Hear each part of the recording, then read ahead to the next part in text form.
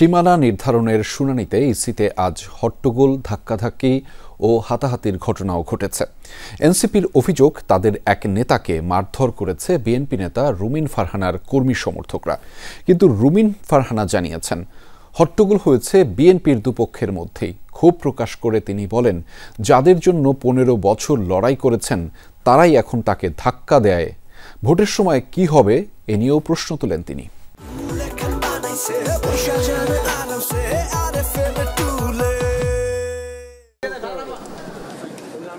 নির্বাচন ভবনের অডিটোরিয়ামে দুপুর 12টায় শুরু হয় সংসদীয় সীমানা নির্ধারণের শুনানি। ব্রাহ্মণবাড়িয়া 3 আসনের শুনানি চলাকালে সিইসি সহ কমিশনের সামনেই শুরু হয় তর্ক, পরে তা গড়ায় হাতাহাতিতে। হাতাহাতির এক পর্যায়ে এনসিপির যুগ্ম মুখ্য সংগঠক মোহাম্মদ আতাউল্লাহর উপরও হামলা হয়। তার অভিযোগ, ব্রাহ্মণবাড়িয়া 2 আসনের মনোনয়ন প্রত্যাশী রুমিন ফারহানার অনুসারীরা এ হামলা করেছে। আমার সময় আসে, আমি শুনানিতে দাঁড়াই, তো দাঁড়ানোর পরে আমাকে রুমিন ফারহানা তেড়ে গিয়ে আমাকে প্রথমে ধাক্কা দিয়ে আমাকে ফেলে দেয়, আমাকে কথা বলতে দেয় না। এবং তার যে গুন্ডা পান্ডা ছিল তারা আমাকে পায়ের নিচে ফেলে আমাকে পিষ্ট করে, মানে আমাকে নির্মমভাবে আমাকে তারা মারধর করে, তারা টার্গেট করে অত্যন্ত পরিকল্পিতভাবে আমাদেরকে এখানে মারধর করে। তারা চেয়েছে যে আমরা যাতে এখানে আমাদের যুক্তিতর্ক উপস্থাপন না। পরে সাংবাদিকদের বিএনপি নেতা রুমিন ফারহানা জানান, ব্রাহ্মণবাড়িয়া 3 আসনের খসড়ার সাথে একমত পোষণ করে তার দল, আর এ কারণে তাকে ধাক্কা দেয় বিএনপিরই আরেকটি পক্ষ।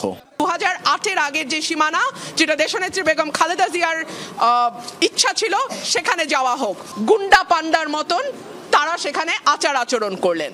অত্যন্ত দুঃখজনক, অত্যন্ত লজ্জাজনক। এবং আমি মনে করি এটা কমিশনের যে ভাবমূর্তি, যে গাম্ভীর্য এবং যে সম্মান, সেইটার সঙ্গে এটা যায় না। বিএনপির ব্রাহ্মণবাড়িয়া 3 আসনের মনোনয়ন প্রত্যাশী খালেদ হোসেন মাহবুব শ্যামল এনসিপি নেতার উপর হামলাকে দুঃখজনক বলে মন্তব্য করেন তিনি। এনসিপির সাথে ব্যারিস্টার রুমিন ফারহানার একটা তর্কাতর্কি হয়েছে, ঠিক আছে, যেটা আসলে দুঃখজনক।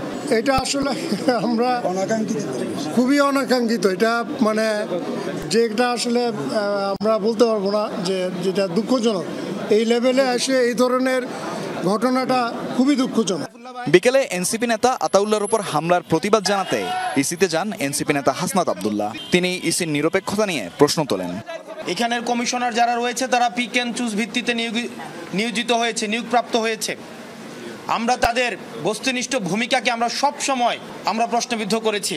আমরা আজকে যে ন্যাক্কারজনক যে ঘটনাটির পুরো বাংলাদেশ যেটি সাক্ষী হয়েছে, এটি মূলত আগামী নির্বাচন কেমন হতে পারে এবং সেই নির্বাচন কমিশনের ভূমিকা কি হবে এবং আগামী নির্বাচনে বিএনপি কি ভূমিকা রাখবে এবং পুলিশ কি দর্শকের ভূমিকা রাখবে, কি ভূমিকা পালন করবে, সেটির আজকে প্রমাণ হয়ে গিয়েছে।